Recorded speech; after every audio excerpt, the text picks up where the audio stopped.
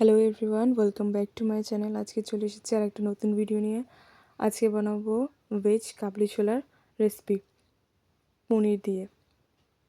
প্রথমে কাবলি ছোলাগুলোকে সেদ্ধ করে নেবো জল, নুন আর হলুদ দিয়ে। এটা ভালো করে সেদ্ধ হয়ে এলে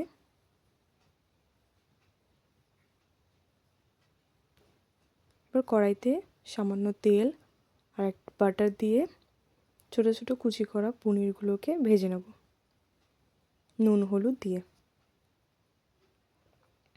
সামান্য নুন আর হলুদ দিয়ে নেবো।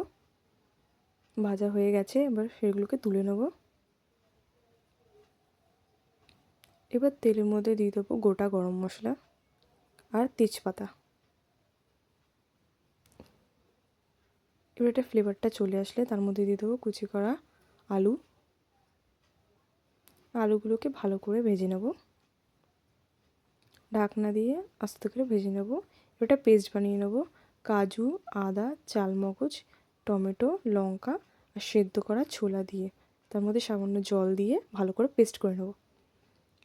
এবার আলুর মধ্যে পেস্টটাকে দিয়ে দেবো, ভালো করে নেড়ে নেব। তার মধ্যে দিয়ে দেবো লঙ্কা গুঁড়ো, জিরে গুঁড়ো।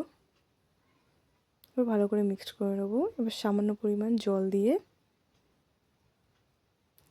তার মধ্যে দিয়ে দেবো ভেজানো সেদ্ধ করা কাবলি ছোলাগুলো। এরপর দিয়ে দেবো ভেজে রাখা পনির। ভালো করে ফুটে আসলে এরপর দিয়ে দেবো হালকা চিনি আর কসুরি মেথি।